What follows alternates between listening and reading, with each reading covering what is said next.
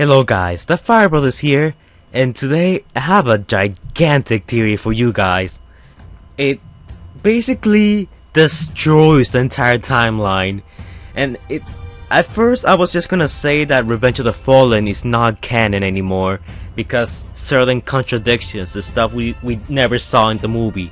But I was thinking about it, and I think that the entire first trilogy, Transformers, Revenge of the Fallen, Dark of the Moon, they're not canon anymore. Or at least they are canon to some degree, they're not entirely canon. Basically what I'm trying to say that there's two timelines. One timeline is the first three movies, and another timeline is Age of Extinction, The Last Night, and before those two movies we have some events that mirror the previous trilogy. Now I know that this is a big statement, but lucky for you I have plenty of evidence and stuff I analyzed on the movie that I think it points to this actually being true, or that this is what the writers are trying to do. Because in a previous video I said that the universe is like already crowded with all this stuff, all these concepts Michael Bay created, like the Old Spark, the Fallen being the last Prime, then we got Sentinel Prime, then you know, it's just a whole lot. So I think something that the writers did on purpose was to retcon a couple stuff. They didn't retcon the other movies. I think they, retcon some aspects of the movies, but for the most part, those movies in a way did happen. So I'm gonna give you guys some evidence as to why that happened, or some of the retcons. Okay, so probably one of the biggest retcons that we saw in the movie was that Optimus Prime said that Bumblebee, your voice, I haven't heard it since Cybertron fell. And Bumblebee spoke in the first movie. And also, Bumblebee has a new voice in this movie.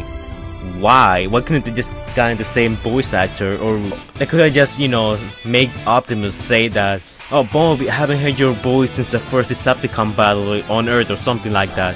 That's already a big retcon. It kinda retcons the ending of Transformers 1. Also, another minor, well, this is really minor, they could have just, done it as an illustration, or they didn't want to create new models. It's the paintings that we saw in England. We see Harvard with his new, vehicle model, we see Ironhide, we see Megatron with the Last Night body, we see Optimus Prime with his Last Night body. We even see a lot of stuff, a lot of Transformers, some stuff that happened in the previous movies, like we see one of the pillars, and we even see a picture of Sam. So this is really minor, it contradicts some things, but they probably just did it as an illustration or whatever. The biggest thing on this scene will be the pillars. Like, we see the pillar, meaning that Transformers 3 has to be canon. Dude, what are you talking about? There's the pillars there, that means it is canon. What are you talking about? Okay, calm down, let me explain. So the pillar is there, okay? But that doesn't necessarily mean that the events of Dark of the Moon happen like we saw in the previous film. Like I said, let's pretend for a second that the previous movies and the new movies are like a different timeline. The events of Dark of the Moon probably happened with Sentinel Prime being revived, and the fight happened, Megatron got his head chopped off, the Autobots won the day. The Battle of Chicago did happen to some degree, just with a few events being different. Now this is very similar to the X-Men universe. In the X-Men universe, after Days of Future Past, which was like a soft reboot of the series, the previous movies are not canon anymore, but some elements and certain events of those movies did happen. So this is nothing new that Transformers or any other movie production has made. I mean, look at Mortal Kombat, the game series. Mortal Kombat 9 is the 9th game in the series, and it's like a soft reboot. Some elements of the previous games are happening, like we are seeing those events played out, but they're different. Like, there's different people involved, there's different outcomes, different things. Kind of like that. I think the same thing is happening with Transformers. The writers know that the universe is already so, crowded and stuff, and we already lost so many good characters. We lost Shockwave, we lost Soundwave, we lost the Constructicons, and by doing a soft reboot and saying, oh yeah, this character died in the previous movie, but this is a new universe, so he's alive, so you can still see him, and he's still gonna do new stuff. This fixes some stuff, like it brings some of the characters that we like. They bring them back, and also it doesn't really throw away the previous movies, because I mean, people still like the previous movies. We still have some events that happen, but they happen differently. Now, also something I want to talk about is the Matrix. We never saw the Matrix in Age of Extinction, The Last Night, not even a reference to it. Now, I'm thinking that the events of Revenge of the Fallen, for the most part, are not canon. Like, Revenge of the Fallen is the film that didn't happen. Well, I guess you could say that Megatron being alive, resurrecting or something, maybe that happened. It's still very confusing. Without the Matrix, there's no Star Harvester. Without the Matrix, you cannot revive Sentinel Prime. Then how did Sentinel Prime revive in this timeline if the pillars are here? Only Sentinel Prime can use them. And we do know the Battle of Chicago did happen. Well, the answer to this is actually pretty simple. Sentinel Prime wasn't really dead, he was in stasis. Ratchet said his vitals were like really low. And what do Transformers need to survive, to live? Energon. Now, the Autobots don't really need the Matrix to, you know, give Energon to Sentinel Prime. The Matrix is supercharged with Energon, so the Matrix kinda just makes it easy for the Autobots to revive Sentinel Prime. But they can also just give Sentinel Prime regular Energon. Heck, each one of the Autobots could donate like a tiny bit of Energon and give it to Sentinel Prime, so he can get revived. There, problem solved. You don't need the Matrix. Also, a big contradiction is that the Fallen said the last Prime is dead, and we know that's not true, because in Dark of the Moon we had Sentinel Prime. In Transformers The Last Night we have Quintessa, who's the Prime alive. So that's 2 Prime, and she considers herself a Prime, and Sentinel Prime is a Prime too, and he was in stasis, so he's basically not dead yet. So right there, that's a big contradiction.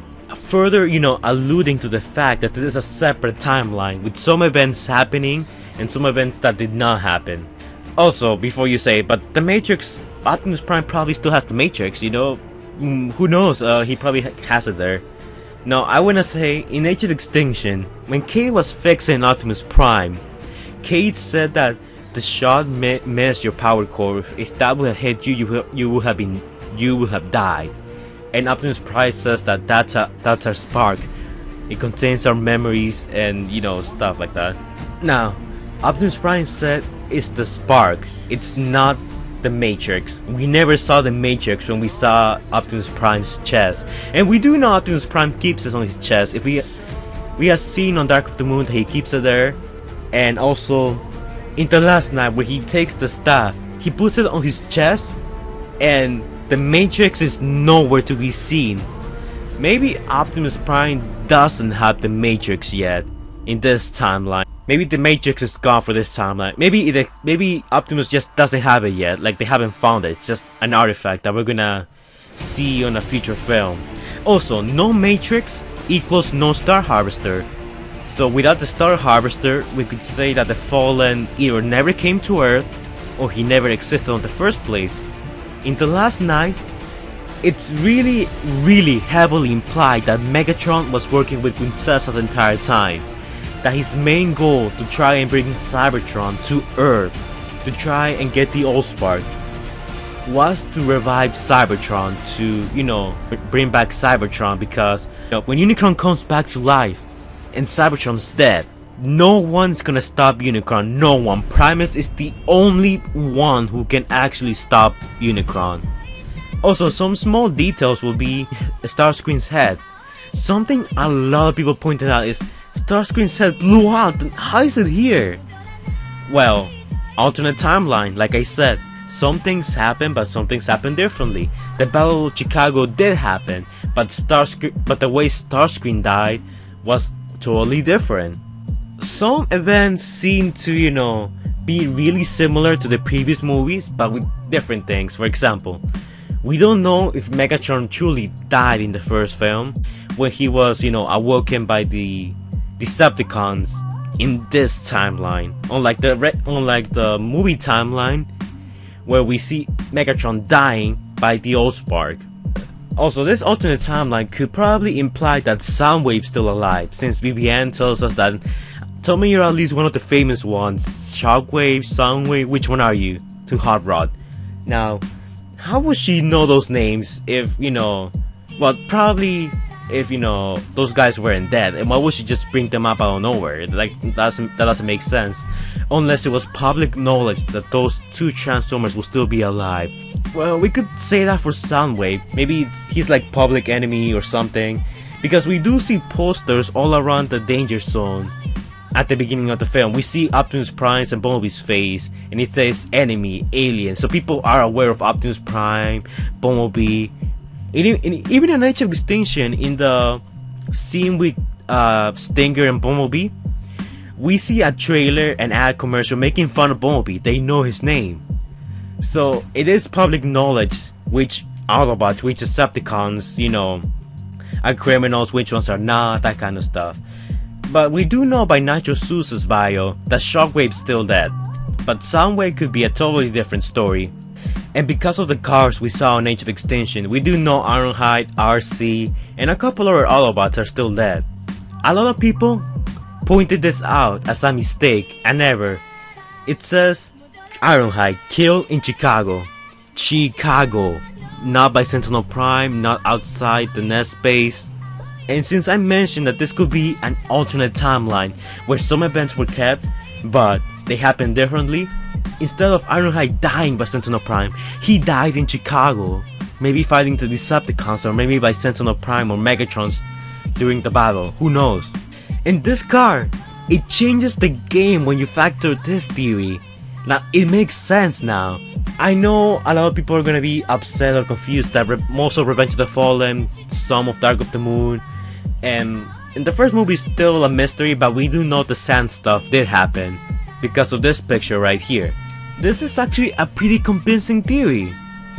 And now, because of this, we already have, not that we, erased the Star Harvester, we erased the Fallen, we erased some events, we erased Optimus dying, the Matrix. We erased a lot of characters dying, like Chromia, Elita 1, Soundwave, the Dreads. They could all still come back if you picture it this way. If this is an alternate timeline, then we can have these characters back. We can have a story arc with the Matrix. We can have a story with the Fallen. Maybe after Megatron and QUINTESSA are dealt with, the Fallen comes back from the grave to try and destroy Optimus. Because currently we know that there's two Primes, and that Optimus Prime is not really the last Prime like the Fallen was saying. Now, does this convince you, or does it not convince you? I mean, the theory does have its flaws, because then, a bunch of stuff did happen, a bunch of stuff didn't happen, people are gonna be confused, and the writers haven't really stated that, yeah, listen, we're gonna pull an X-Men, and the previous movies are still canon, but some of the events happened differently, and some of those events didn't happen at all. People might get confused, and I don't think the writers are really gonna state this, to the public, saying, "Oh yeah, guys, forget the previous movies. Some stuff, is canon. Some stuff's not canon. We want to make a clean slate, so just focus on this new universe that we're making." Think about the people, that are gonna be angry about the previous movies not being canon anymore. Or people being confused that certain events did happen and certain events did not happen. It will kind of create a mess. And I think this is actually kind of a clever move by the writers. They're not really giving us the answers outright, but they're giving us clues as to what events did happen, what events didn't happen, or, what's canon or what's not canon anymore. Now, a lot of you have been asking me about Sam. And well, I want to say that we're not gonna see Sam anymore. Mostly because Sam's dead. Now, why do I think Sam's dead? Well, let me explain. In The Last Night, we see Sam's profile of Ladies Man 217. And we see his profile in the book with the Witwicky family, with Witwicky family tree, whatever. And in there, in the book, and we also see Sam's grandfather revealing that those two characters are connected and they are descendants of, Merlin. So those two characters could hold the staff. But remember, Sir Edmund said that BBN is the last descendant of the Witwickens. So, if she's the last descendant, and Sam's one of the descendants, that means Sam is dead. Then we're not gonna see Sam ever again, but the question is, how did he die? Now I have two theories. He probably either one, he died in Chicago in this alternate timeline, because apparently a lot of stuff changed in Chicago. A lot of characters died and a lot of characters didn't die. Maybe, I don't know, Sam died during the final battle while he was fighting against the evil human. Or maybe he just died in Age of Extinction for treason or whatever. Maybe he was trying to help out Bumblebee escape. You know, that would be actually pretty sad if that's the way Sam died, by defending his friend Bumblebee. We're probably not gonna get an answer as to how Sam died, but these are some of the changes and some of the things we can see that the new movies are trying to connect with the old movies. Okay, so before I end it right here, I'm gonna do a recap of the timeline. Let's see what events changed and what events didn't change. So we know for a fact that at some point Optimus Prime, Megatron, and a couple other Decepticons arrived on Earth, much like the first movie. We also know that Bumblebee, you know, used to be in World War I fighting with Hot Rod and a couple other Autobots or Decepticons, which is gonna lead into the Bumblebee spin-off movie. Now we do know that the whole thing with the Allspark did happen, since we see Sam's photo, Ladies Man 217. This means that Sam was important at some point, because in the room we see artifacts that are important to the history of Transformers. So, right off the bat, we know that the events of the first movie, for the most part, are canon. But we still don't really know if Megatron died at the end of the film. But I'm gonna have to say yes, because the Allspark's nowhere to be seen after that. So the Allspark most likely got destroyed. Then we have Revenge of the Fallen. Now, like I said, no Matrix, no Star Harvester, and also, in the last night, we didn't see the Star Harvester when the pyramid got destroyed. Now, I know what you're thinking, dude, there are two pyramids. It could be either pyramid, you know, it doesn't have to be the Star Harvester pyramid. Yep, that's true, that's really true, but let me tell you something. Why show us some regular pyramid and not the pyramid with the Star Harvester? That's like the one we actually care about, the one that's a callback to Revenge of the Fallen. Or you could also say that, oh, that's probably the Star Harvester pyramid, but basically got destroyed by Optimus. First, I want to point out that only the top of the Star Harvester got destroyed, and we don't see any other parts of the Star Harvester in the rubble once, you know, Cybertron destroys Egypt. Destroys the Egypt pyramid. You could say that the humans probably destroyed the Star Harvester just in case, and that's a plausible theory. But at the same time, it's been years after Chicago, at least 3 years, and they still really haven't cleaned up the mess in Chicago. Now granted, the destruction in Chicago is, you know, a lot greater than the one in the pyramid. But don't you think the humans will at least, you know, like to study the Star Harvester? The Star Harvester is pretty much gone without the Matrix. It doesn't work. So you could just say that they just decided to rebuild the pyramid on top of the Star Harvester. But for the most part, I will say that most of the events of Revenge of the Fallen are not canon. So that means no twins, no Devastator, no Elita 1 dying. This could also mean a few characters are not canon too, like Jolt. But since Megatron got destroyed by the Allspark, we could say that the Decepticons stole the piece of the Allspark, much like in the regular timeline, and used it to revive Megatron. And skip forward to the events of Dark of the Moon. Megatron tries to get the Autobots to revive Sentinel Prime, but since they don't have the Matrix, they just use regular Energon, or to just donate some of their Energon to revive Sentinel Prime, bring him back. Also, it hasn't been really confirmed in this timeline that Soundwave dies, but we do know Ironhide dies in Chicago. And Sam probably dies too. Now Sentinel Prime does die in this timeline because we see his head in Age of Extinction. And also Megatron probably dies a little differently than in the previous timeline. Because if you can see the comparison as to how Megatron died and to how his face looks like in Age of Extinction, you can see that the injury where the axe should be, it's very different.